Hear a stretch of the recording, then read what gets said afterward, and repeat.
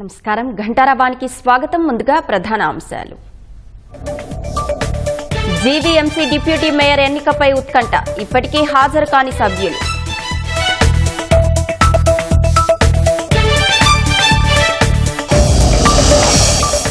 ఉగ్రం మూలాల కేసులో విజయనగరం పోలీసుల ముమ్మర విచారణ, నిందితులు సిరాజ్, సమీర్ కస్టడీ కోసం కోర్టులో పిటిషన్.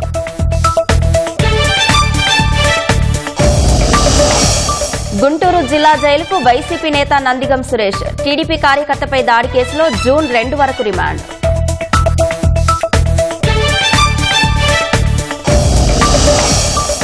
మత్స్య సంపద వృద్ధి కోసం ఆర్టిఫిషియల్ రిఫ్, విశాఖ జాలరి ఎండాడలో ప్రారంభించిన అచ్చెన్నాయుడు.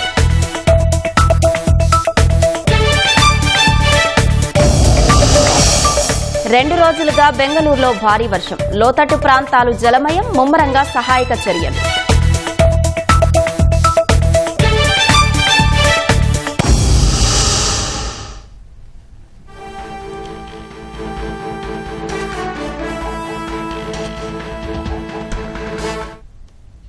టీడీపీ వైసీపీ నాయకుల మధ్య తోపులాటతో తిరువూరు మున్సిపల్ చైర్మన్ ఎన్నిక ఉద్రిక్తంగా మారింది. మరింత సమాచారం మా ప్రతినిధి సూర్యారావును అడిగి తెలుసుకుందాం. సూర్యారావు, తిరువూరు మున్సిపల్ చైర్మన్ ఎన్నిక వేళ ఉద్రిక్తతలకు గల కారణాలేంటి? ఇక్కడ మొత్తం 20 మంది కౌన్సిలర్లు ఉండగా వైసీపీ తరఫున 17 మంది, టీడీపీ తరఫున 3 కౌన్సిలర్లు ఉన్నారు. ఇక్కడ గతంలో వైసీపీ చైర్పర్సన్ గా పనిచేసిన కస్తూరిబా రాజీనామాతో ఈ ఎన్నిక అనివార్యమైంది. ఇవాళ ఎన్నిక నిర్వహణకు అధికారులు ఏర్పాట్లు చేయగా విస్తృతమైన పోలీసు బందోబస్తు ఏర్పాట్లు చేశారు. అయితే లోపలికి వెళ్లే విషయమే టీడీపీ వైసీపీ కౌన్సిలర్ల మధ్య వాగ్వాదం తోపులాట చేసుకుంది. రెండు వర్గాల తరఫున ఇటుపక్క వైసీపీ నాయకులు, అటుపక్క టీడీపీ తరఫున కూడా నాయకులు కూడా బాహాబాగి దిగడంతో కొంతసేపు ఉద్రిక్త పరిస్థితి ఏర్పడింది. మొత్తం మీద అయితే ఇరుపక్షాలను పోలీసులు సర్ది చెప్పారు. మరికొద్ది సేపట్లో చైర్పర్సన్ ఎన్నికైతే జరగనుంది. ప్రస్తుతం ప్రాసెస్ జరుగుతుంది లోపల. అయితే ఈలోగా బయటున్న శ్రేణులు లోపలికి వెళ్లే విషయంలో జరిగిన గొడవ కాస్త ఉద్రిక్తంగా మారింది. ప్రస్తుతం అయితే పరిస్థితి అదుపులోనే ఉంది. ధన్యవాదాలు సూర్యారావు.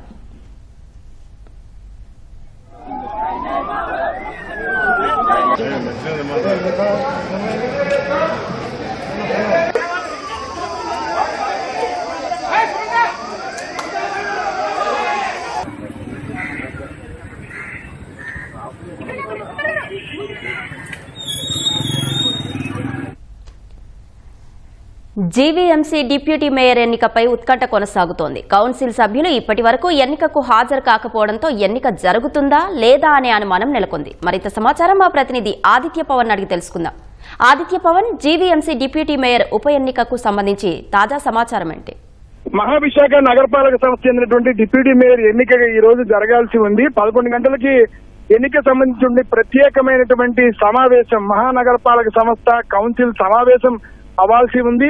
అయితే ముఖ్యంగా ఈ కౌన్సిల్ సమావేశం డిప్యూటీ మేయర్ ఎన్నికకు సంబంధించి ప్రత్యేక అధికారిగా విశాఖ జిల్లా జాయింట్ కలెక్టర్ అయినటువంటి మయూర్ అశోక్ ని నియమించారు. మయూర్ అశోక్ ఆ ప్రక్రియ అంతా కొనసాగిస్తున్నారు. ఇప్పటికే జనసేన పార్టీకి డిప్యూటీ మేయర్ పదవిని కేటాయించడం, తల్లి గోవింద్ రెడ్డికి డిప్యూటీ మేయర్ పదవిగా అధిష్టానం కూడా సీల్ కవర్ లో అతని పేరుని ప్రతిపాదించింది. ఇప్పటికే వారు కూడా నామినేషన్ దాఖలు చేశారు. నామినేషన్ దాఖలు చేసి 11 గంటలకు కౌన్సిల్ సమావేశం జరగాల్సి ఉంది. కానీ కేవలం 10 మంది జనసేన కార్పొరేటర్లు, కేవలం 2 శాసనసభ్యులు విష్ణుకుమార్ రాజు మరియు పంచగల రమేష్ బాబు కేవలం 12 మంది మాత్రమే హాజరయ్యారు. 56 మంది హాజరైతే కానీ కోరం సరిపోదు. కోరం ఉంటే గానీ ఎన్నిక జరిగేటువంటి ప్రక్రియ లేదు. కాబట్టి మరికొద్ది సేపట్లోనే కోరం లేకపోవడం వల్ల రేపటికి ఎన్నికను వాయిదా వేసే ప్రక్రియ ఉంది. అధికారికంగా కొద్దిసేపట్లోనే ఎన్నికల ప్రత్యేక అధికారి అయినటువంటి మయూర్ అశోక్ వాయిదా వేసేటువంటి పరిస్థితి కనిపిస్తుంది. ప్రధానంగా తెలుగుదేశం పార్టీ చెందినటువంటి కార్పొరేటర్లు ఈ సమావేశానికి హాజరు కాలేదు. ప్రధానంగా చూసుకున్నట్టయితే కాపు మరియు యాదవ సామాజిక వర్గం చెందినటువంటి యాదవులు ఎక్కువ మంది కార్పొరేటర్లు ఉన్నారు. కాబట్టి వారికి డిప్యూటీ మేయర్ ప్రకటించి ఉంటే బాగుండేది.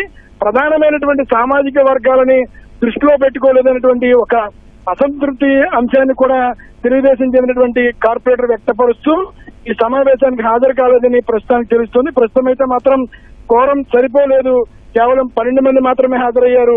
56 మంది హాజరై ఉంటే డిప్యూటీ మేయర్ ఎన్నిక జరిగి ఉండేది. కాబట్టి రేపటికి ఎన్నికలు వాయిదా వేసేటువంటి ప్రక్రియ కనిపిస్తోంది. ధన్యవాదాలు ఆదిత్య పవన్.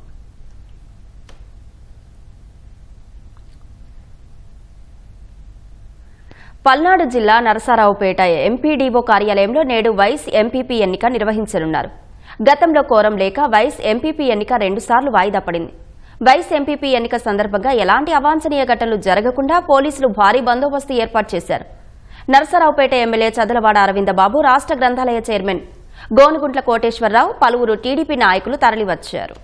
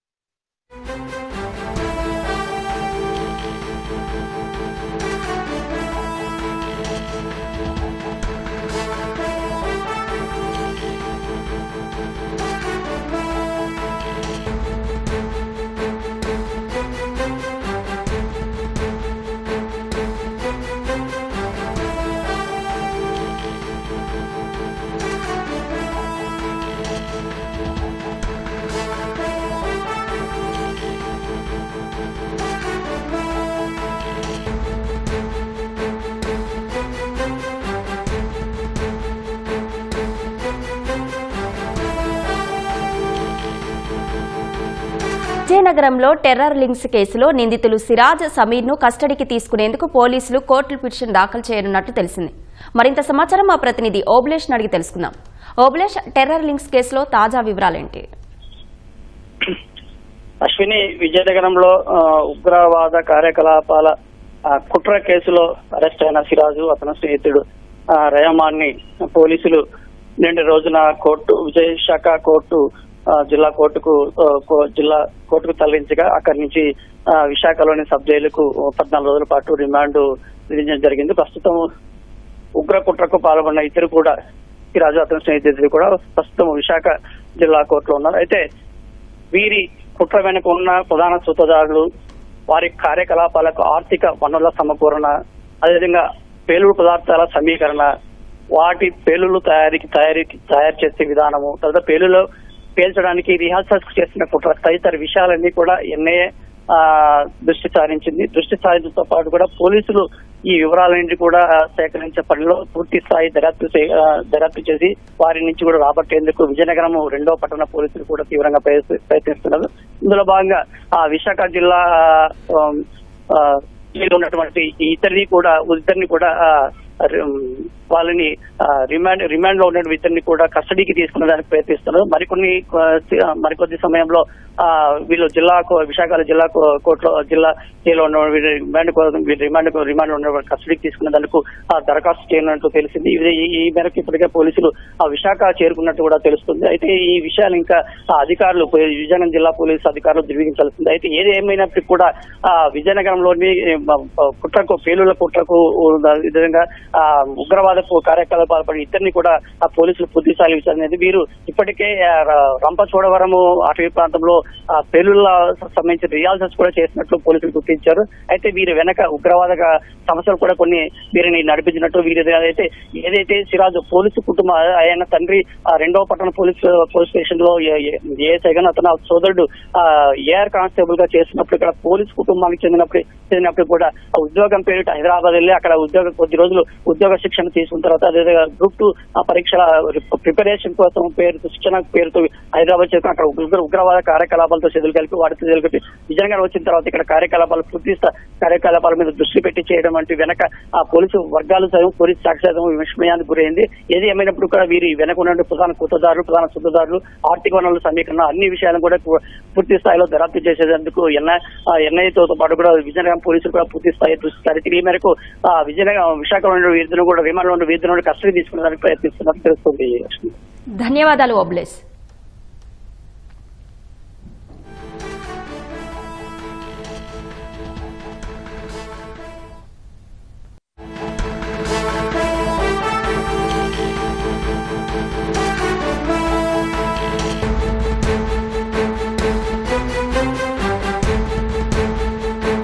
కోరం లేక జీవీఎంసీ డిప్యూటీ మేయర్ ఎన్నిక వాయిదా పడింది. మరింత సమాచారం మా ప్రతినిధి ఆదిత్య పవన్ అడిగి తెలుసుకుందాం. Aditya Pawan, GVMC deputy mayor ఎన్నిక వాయిదాకు గల కారణాలేంటి? మహావిశాఖ నగరపాలక సంస్థ డిప్యూటీ మేయర్ ఎన్నిక ఈ రోజు జరగవలసి ఉంది. 11 గంటలకి డిప్యూటీ మేయర్ ఎన్నికకు సంబంధించి మయూర్ అశోక్ ప్రత్యేక అధికారిగా, విశాఖపట్నం జిల్లా జాయింట్ కలెక్టర్, ఆయన ప్రత్యేక అధికారిగా ఈ సమావేశాన్ని నిర్వహిస్తున్నారు. అయితే 11 గంటలకి సమావేశం ప్రారంభం అవ్వాల్సి ఉంది. కానీ కోరం 56 మంది సభ్యులు హాజరు కావాలి. కానీ 54 మంది సభ్యులు మాత్రమే హాజరయ్యారు, 2 తక్కువయ్యారు. కాబట్టి కోరం తక్కువ అవని కారణం చేత సభని రేపటికి వాయిదా వేశారు. ముఖ్యంగా ఈ సమావేశాన్ని రేపటికి వాయిదా వేశారు. ప్రధానంగా చూసుకున్నట్టయితే ఈ రోజు డిప్యూటీ మేయర్ ఎన్నిక. డిప్యూటీ మేయర్ సంబంధించి ఇప్పటికే కూటమి పక్షంలో ఉన్నటువంటి జనసేనకి డిప్యూటీ మేయర్ ని కేటాయించారు. జనసేన అధిష్టానం కూడా దల్లి గోవింద్ రెడ్డిని డిప్యూటీ మేయర్ గా సీల్ కవర్ లో వారి పేరుని ప్రతిపాదించి బీఫార్మ్ ఇచ్చి నామినేషన్ వేయించారు. అయితే సమావేశం 11 గంటలకి ప్రారంభం కావాల్సి ఉంది. కానీ చాలా సేపు వరకు వేచి చూశారు. కేవలం 54 మంది సభ్యులు మాత్రమే హాజరయ్యారు, మిగిలిన వారు హాజరు కాలేదు. కొంతవరకు తెలుగుదేశం పార్టీ చెందినటువంటి ఒకరిద్దరిలో అసంతృప్తి ఉంది, అందువల్లే కొందరు గైహాజరయ్యారు. అటువంటి పరిస్థితుల్లో ప్రస్తుతం అయితే కోరం లేని కారణం చేత మహావిశాఖ నగరపాలక సంస్థ డిప్యూటీ మేయర్ ఉప ఎన్నిక కోసం ఏర్పాటు చేసినటువంటి సమావేశం రేపటికి వాయిదా పడింది. రేపు మళ్ళీ 11 గంటలకి తిరిగి మళ్ళీ సమావేశం ప్రారంభమవుతుంది. ప్రధానమైనటువంటి డిప్యూటీ మేయర్ ఎన్నికే ప్రధాన అంశంగా ఈ ప్రత్యేక సమావేశం నిర్వహణ జరుగుతుంది. ధన్యవాదాలు ఆదిత్య పవన్. శ్రీ సత్యసాయి జిల్లా కదిరి నియోజకవర్గంలో నేడు జరగనున్న స్థానిక సంస్థల ఉప ఎన్నికలు లాంఛనం కానున్నాయి. కదిరి మున్సిపల్ చైర్మన్, వైస్ చైర్మన్లతో పాటు గాండ్లపెంట ఎంపీపీ స్థానాలు తెలుగుదేశం ఖాతాలో చేరనున్నాయి. ఎన్నికలు ప్రశాంతంగా నిర్వహించేందుకు అధికార యంత్రాంగం పటిష్ట ఏర్పాట్లు చేసింది. Kadiri municipal chairperson Nazeemunnisha, vice chairperson Gangadevi, మరో వైస్ చైర్మన్ రాజశేఖర రెడ్డిపై పెట్టిన అవిశ్వాస తీర్మానం నెగ్గడంతో ఉప ఎన్నిక అనివార్యమైంది. గాండ్లపెంట ఎంపీపీ జగన్మోహన్ వ్యక్తిగత కారణాలతో రాజీనామా చేయడంతో ఉప ఎన్నిక నిర్వహిస్తున్నారు. ఆర్టిఫిషియల్ రీఫ్లు ఏర్పాటు చేస్తే మత్స్య సంపద బాగా అభివృద్ధి చెందుతుందని మంత్రి అచ్చెన్నాయుడు తెలిపారు. దానివల్ల మత్స్యకారులు సముద్రం లోపలికి వెళ్లకుండా దగ్గరలోనే చేపలు పట్టుకునే అవకాశం ఉంటుందన్నారు. అందుకే కేరళ ప్రభుత్వంతో ఒప్పందం చేసుకుని కృత్రిమ రీఫ్లను ఏర్పాటు చేస్తున్నట్లు వెల్లడించారు. విశాఖ జాలరి ఎండాడలో ఆర్టిఫిషియల్ రీఫ్ను ఆయన ప్రారంభించారు. చేపల వేట చేయాలంటే ఈరోజు బోట్లలో కానీ షిప్పుల్లో కానీ చాలా దూరంగా వెళ్ళవలసినటువంటి అవసరం ఉంది. దానివల్ల శ్రమ ఎక్కువ అవుతుంది, దానివల్ల డీజిల్ ఖర్చు కూడా ఎక్కువ అవుతుంది. ఈ రోజు మన ఆర్టిఫిషియల్ రీఫ్స్ పెట్టగలిగితే ఇది సక్సెస్ఫుల్. ఇప్పటికే కేరళలో ఇది సక్సెస్ఫుల్ గా జరిగింది, తమిళనాడులో సక్సెస్ఫుల్ గా. ఎక్కడైతే ఆర్టిఫిషియల్ రీఫ్స్ పెడుతున్నామో అక్కడ చేపల ఉత్పత్తి విపరీతంగా మనకి పెరుగుదల కనిపిస్తుంది. ఈ రోజు మత్స్యకారులు దూరం వెళ్లకుండా అక్కడికే వెళ్లి తక్కువ ఖర్చుతో కష్టం లేకుండా చేపలు పట్టుకునే అవకాశం దీనివల్ల వస్తుంది. నెక్స్ట్ ఇయర్ కి 188 ఆర్టిఫిషియల్ లీవ్ గురించి మేము కేంద్ర ప్రభుత్వానికి ప్రతిపాదనలు పంపించి అవి కూడా తీసుకురాగలిగి ఎంటైర్ సీ కోస్ట్ అంతా దీన్ని పెట్టి మత్స్య సంపదను పెంచడానికి మేము తప్పనిసరిగా ప్రయత్నం చేస్తాం. కేరళ ప్రభుత్వంతోనే ఒప్పందం చేసుకుని వాళ్ళ సహకారంతో ఈరోజు ఈ కార్యక్రమం చేస్తాం. టీడీపీ కార్యకర్త ఇసుకపల్లి రాజుపై దాడికి పాల్పడిన కేసులో వైసీపీ మాజీ ఎంపీ నందిగం సురేష్ కు మంగళగిరి కోర్టు జూన్ 2 వరకు రిమాండ్ విధించింది. ఈ ఉదయం తుళ్లూరు నుంచి భారీ బందోబస్తు మధ్య మంగళగిరి ప్రభుత్వ ఆసుపత్రికి వైద్య పరీక్షల కోసం సురేష్ ను తీసుకొచ్చారు. వైద్య పరీక్షల అనంతరం మంగళగిరి న్యాయస్థానంలో ప్రవేశపెట్టారు. రిపోర్టును పరిశీలించిన న్యాయమూర్తి గతంలో సురేష్ పై 12 కేసులు ఉన్నాయని, ప్రస్తుతం ఆయన బెయిల్పై ఉండగా వ్యక్తిని హత్య చేసేందుకు కుట్ర పన్నిన క్రమంలో రిమాండ్ విధిస్తున్నట్లు ప్రకటించారు. అనంతరం భారీ బందోబస్తు మధ్య నందిగం సురేష్ ను గుంటూరు జిల్లా జైలుకు తరలించారు. రాజ్ కేశరెడ్డి తండ్రి దాఖలు చేసిన పిటిషన్పై తీర్పును సుప్రీంకోర్టు వాయిదా వేసింది. సాయంత్రంలోపు లిఖితపూర్వక వాదనలు సమర్పించాలని ప్రతివాదనలను కోర్టు ఆదేశించింది. 2 పేజీలకు మించకుండా వాదనలు సమర్పించాలని నిర్దేశించింది. నిబంధనలకు విరుద్ధంగా తన కుమారుడు అరెస్టు జరిగిందని రాజ్ కేశరెడ్డి తండ్రి ఉపేంద్రారెడ్డి సుప్రీంకోర్టులో పిటిషన్ దాఖలు చేశారు. అరెస్టుకు ముందు తర్వాత చెప్పిన సెక్షన్లకు పొంతనలేదని వాదనలు వినిపించారు. పిటిషన్ను జస్టిస్ పార్దివాలా ధర్మాసనం విచారించింది.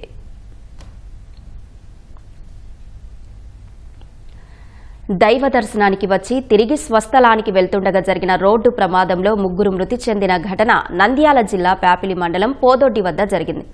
కర్ణాటక రాష్ట్రం తుముకూరుకు చెందిన 6 స్నేహితులు మహానంది పుణ్యక్షేత్రాన్ని సందర్శించారు. డోన్ మీదుగా తిరిగి తుముకూరుకు వెళ్తుండగా పోదొడ్డి వద్ద వారు ప్రయాణిస్తున్న కారు అదుపు తప్పి బోల్తా కొట్టింది. ప్రమాదంలో 3 యువకులు మృతి చెందారు. మరో 3కి స్వల్ప గాయాలయ్యాయి. క్షతగాత్రులను కర్నూలు ప్రభుత్వాసుపత్రికి తరలించారు. మృతులు నవీన్, లోకేష్, సంతోష్గా గుర్తించారు. పోదొడ్డిలో ప్రమాదంపై మంత్రి మండిపల్లి రాంప్రసాద్ రెడ్డి ఆరా తీశారు. కారు బోల్తా పడి 3 మృతి చెందడం బాధాకరమన్నారు. క్షతగాత్రులకు మెరుగైన వైద్య సేవలు అందించాలని సూచించారు. మృతుల కుటుంబాలకు సానుభూతి తెలిపారు. ఒంగోలులో ఈ తెల్లవారుజామున ఉరుములు మెరుపులతో కూడిన భారీ వర్షం కురిసింది. వర్షం ధాటికి రహదారులన్నీ జలమయమయ్యాయి. ఆర్టీసీ బస్టాండ్ వద్ద పెద్ద ఎత్తున వర్షపు నీరు నిలిచిపోయింది. నగరంతో పాటు కొత్తపట్నం మండలంలోని పలు గ్రామాల్లో భారీ వర్షం కురిసింది. తాళ్లూరులో కుండపోత వర్షం కురుస్తోంది. లోతట్టు ప్రాంతాల్లో ఇళ్లలోకి వర్షపు నీరు చేరి ప్రజలు తీవ్ర అవస్థలు పడ్డారు. కుండపోత వర్షం కురవడంతో ప్రజలంతా ఇళ్లకే పరిమితమయ్యారు. ఆటోలు లేక ప్రయాణికులు తీవ్ర ఇబ్బందులు పడ్డారు. పంటలు వేసుకునే సమయంలో వర్షం కురవడంతో రైతన్నలు హర్షం వ్యక్తం చేస్తున్నారు.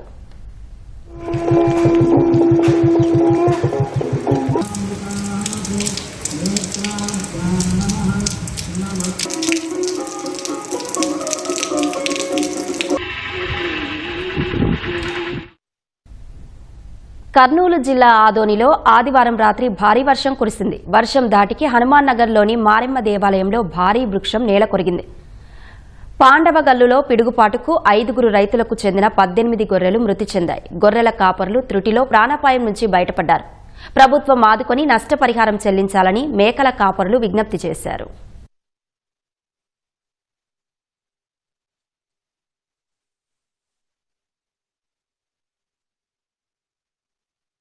పహల్గామ్ ఉగ్రవాద దాడి భారతీయులందరినీ ఉద్వేగానికి గురిచేసిందని మంత్రి నాదెండ్ల మనోహర్ విచారం వ్యక్తం చేశారు.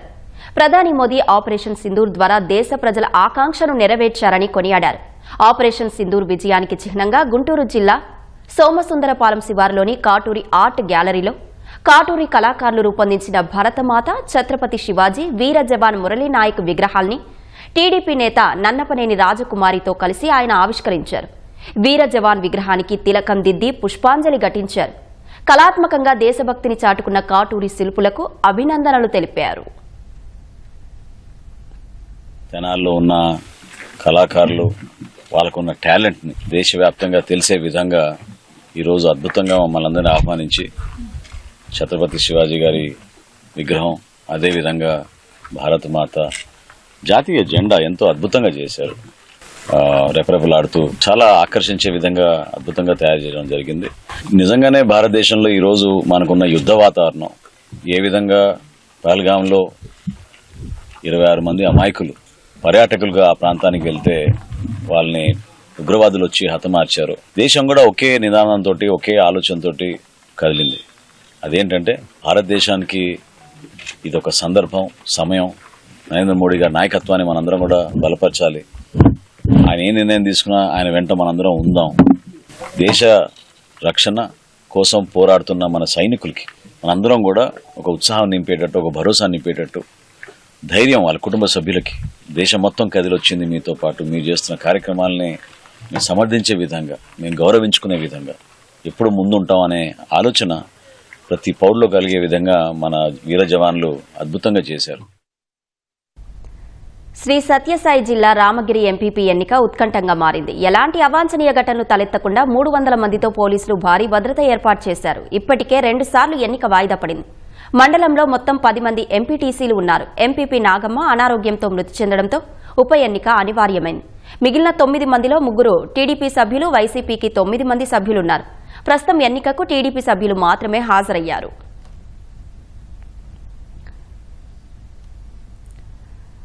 వారంతా నిరుపేదలు. తరతరాలుగా ప్రభుత్వ భూమిని సాగు చేసుకుంటూ జీవనం సాగిస్తున్నారు. వీటిపై కన్నేసిన ఓ రియల్టర్ అధికారులు, పోలీసుల సహకారంతో ఆ భూములను లాక్కునేందుకు పథకం పన్నారు. రైతులు భూములు ఇవ్వకపోవడంతో అక్రమ కేసులు నమోదు చేసి చిత్రహింసలు పెట్టి పలుమార్లు జైలుకు పంపించారు. చివరకు గ్రామ బహిష్కరణ చేశారు. ఊర్లోకి రాని, ఊర్లోకి మిమ్మల్ని పోతే నేనే చంపిస్తాను సిఐ అంటారు సార్. ఇక్కడ ధనంజయ్యేది ఎస్ఐ సార్ అదే మాట అంటాడు. కేసిరెడ్డికి ఏకంగా పుల్లెందకొండ పోలీస్ స్టేషనే అమ్మడమైంది. మా నుండి పొలము గుంజియాలా, మమ్మల్ని చంపియాలని ఇదే ప్రకారంగా మమ్మల్ని బాధ పెట్టిన సార్. మమ్మల్ని చేను ఉంటే మాకు బ్రతుకు, చేను లేకుంటే చేను అనే మందు తాగి మేము అందరం పిల్లల తల్లం మేము ఆత్మహత్య చేసుకుంటాం సార్. అంతకు తప్పిన మరొకటి మార్గం ఏం లేదు సార్ మాకు. ఇంకా ఇక్కడ కన్నీళ్లు పెట్టుకుంటూ ఆవేదన వెళ్లబుచ్చుకుంటున్న వ్యక్తి పేరు నాకన్న. కర్నూలు జిల్లా కల్లూరు మండలం ఉల్లిందకొండ పరిధిలోని సర్వే నంబర్ 651లో నాకన్న సహా మరో కుటుంబం వంశపారపర్యంగా వచ్చిన 12 ఎకరాల 84 సెంట్ల భూమిని సాగు చేసుకుంటోంది. చుక్కల భూమి కావడంతో స్థిరాస్తి వ్యాపారి కన్నుపడింది. ఆ భూమిని అప్పగించాలని చిత్రహింసలకు గురి చేస్తున్నారని బాధితులు కన్నీరు పెట్టుకున్నారు. భూమి మాదే సార్. గత 50-60 సంవత్సరాలు ఉంటే మేము సాగుడులో మేము ఉన్నాం సార్. చేస్తూనే ఉన్నాం సార్. మాకు ఆ భూమిని పిల్లల్ని మేము బతికించుకుంటున్నాం సార్. మాకు కేసురెడ్డి ఆక్రమించుకున్నారని చెప్పినాడు సార్. ఉల్లందకొండ ఎస్ఐకి ధనంజయ్కి అదే మాట చెప్పినాడు. కర్నూలు సిఐకి అదే మాట చెప్పినాడు. మమ్మల్ని పిల్లల తల్లులని ఈ డిపార్ట్మెంట్ ఉల్లందకొండ ఎస్ఐ కర్నూలు సిఐ ఈ ప్రకారంగా మనం బాధలు పెడుతున్నారు సార్. మనల్ని పొలం ఇస్తేనే మంచిది. రౌడీ షీటర్లు పెడతాము, పీటీ వారెంట్ పెడతాము, కడప జైలుకి ఎత్తాము. భూమి విడిచిపెడితేనే మంచిది, లేకుంటే మీకు ఇదే ప్రకారం శిక్షణ. 2 మాటలు ఇదే ప్రకారంగానే కేసు పెట్టి 2 మాటలు ఇదే ప్రకారంగానే జైలుకు వచ్చినాం సార్. మేము ఏమన్నా కాయిదాలు ఉంటే తీసుకురండి, లేకుంటే గడ్డకు పెట్టేయండి పొలం గురించి అని గొడవలు అనేది కేసులు పెట్టేది. గొడవలు అనేది కేసులు పెట్టేది. కొట్టినారు సార్ 2-3 మాటలు మమ్మల్ని దాడి చేసి కొట్టినారు. మాకు అక్కడ వీడియోలు కానుండే సార్ వాళ్ళు కొట్టినట్టు. అది తీసుకొని ఆయనని సార్ నేను కేసు కడతాను ఇప్పించుకొని పోయినారు సార్. పెద్ద ఆసుపత్రిలో చేర్చి మీరు పదే నువ్వు స్టేషన్ కాటుకొస్తారా మీరు ఇట పని అని, కేసులు ఉండాల్సింది పొలం విడిచి పెడతారా, కేసులు ఉండాల్సింది అని కొట్టుకుంటూ బయటకు తొలికొచ్చినారు సార్. 2 కత్తులు చేపించుకొని పిల్లలకి ఏంటి తొందరగా వస్తారు. జడ్జి మేడానికి చూసి పోలీసులు గడ్డకు తోలుకపోతారు. మమ్మల్ని కత్తులు చేపించుకొని అంటారు. గడ్డకు తోలుకపోతారు, కత్తులు చెప్తున్నా అంటే పెండ్లు కొడుకు పట్టుకునే కత్తులు కానీ తీసుకొచ్చుకొని మీరు స్టేషన్ కాటికి రాండి అంటున్నాడు. స్థిరాస్తి వ్యాపారి మాటలు విని తమ కుటుంబాన్ని పోలీసులు చిత్రహింసలు పెట్టారని నాకన్న ఆరోపించారు. తనపైన కుమారులపైన రౌడీ షీట్లు తెరిచారని తెలిపారు. అరెస్టై బెయిల్పై బయటకు వచ్చిన తర్వాత కూడా వదల్లేదని, తమ కుటుంబాన్ని ఉల్లిందకొండ పోలీసులు గ్రామ బహిష్కరణ చేశారని నాకన్న కుమారులు తెలిపారు. చేసేదేమీ లేక బాధితులు ఈ మధ్య సీఎం కార్యాలయంలో ఫిర్యాదు చేశారు. ఈ పొలంలో మొత్తం కొనేసినాడు. ఇది నట్ట నడమ ఉంది. 60,000 70,000 ఇస్తావా, లేకుంటే పొలం విడిచిపెట్టిపోతావా అని మేము పొలం వదిలిపెట్టినందుకు ఈ కేసులు బాసులు మాకు 60 లక్ష రూపాయలు తీసుకొని చేస్తా అని 1 లక్ష రూపాయలు తినేసి ఆయన. ఇంకా ఎన్ని లక్షలు ఇస్తాం సార్? మేము చేతల కష్టమైన ఎన్ని లక్షలు ఇస్తాము? నేను 9 వరకు చదువుకున్నా సార్. సంవత్సరం కిందట మా మీద గొడవలు పెట్టుకొని కేజిరెడ్డి మనుషులు మమ్మల్ని స్టేషన్లో పంపించి నా మీద నా తమ్ముడి మీద రౌడీ షీట్లు ఓపెన్ చేసినారు సార్. మళ్ళీ రిపీట్ అయ్యి మళ్ళీ మా నాన్నని మా అన్నని మళ్ళీ జైలుకి పంపించినారు సార్. మమ్మల్ని కూడా ఇంకా సంతకాలు పెడదురా, అది పెడదురా, ఇది పెడదురా అని మమ్మల్ని స్టేషన్లో పోయినాక కొట్టినాడు సార్. మిమ్మల్ని కొట్టలే అని చెప్పండి మేడం పంపిస్తుంది అని చెప్తే వాళ్ళ మాటలని అట్లే చెప్పినాం సార్. మాకు తెలియకుండా సబ్ జైలుకి ఎత్తినారు సార్ మమ్మల్ని. కర్నూలు జిల్లా కల్లూరు మండలం ఉల్లిందకొండ గ్రామ పరిధిలో 6,745 ఎకరాల భూమి ఉంది. అందులో 2,000 ఎకరాలకు పైగా ప్రభుత్వ చుక్కల భూములు, మరో 1,000 ఎకరాల వరకు ఇనాం భూములు ఉన్నాయి. 620 సర్వే నంబర్లో 1,219 ఎకరాల ప్రభుత్వ భూమి నిషిద్ధ జాబితాలో ఉంది. వాటిని ఉల్లిందకొండ, కొల్లంపల్లి తాండా, వెల్దుర్తి మండలం పుల్లగుమి గ్రామాల రైతులు సాగు చేసుకుంటున్నారు. ఈ భూమికి యజమానులు లేకపోవడంతో వీటిపై కన్నేసిన ఓ రియల్ ఎస్టేట్ వ్యాపారి, రెవెన్యూ అధికారుల సహకారంతో బోగస్ వ్యక్తులు స్థానికేతరుల పేర్లతో భూములు కొట్టేశారని రైతులు ఆరోపిస్తున్నారు. రెవెన్యూ సిబ్బంది కాసులకు కక్కుర్తిపడి ప్రభుత్వ చుక్కల భూములను నిబంధనలకు విరుద్ధంగా వెబ్లాండ్లో పేర్లు నమోదు చేశారని తెలిపారు. వీటిని రిజిస్ట్రేషన్లు సైతం చేసేస్తున్నారని చెబుతున్నారు.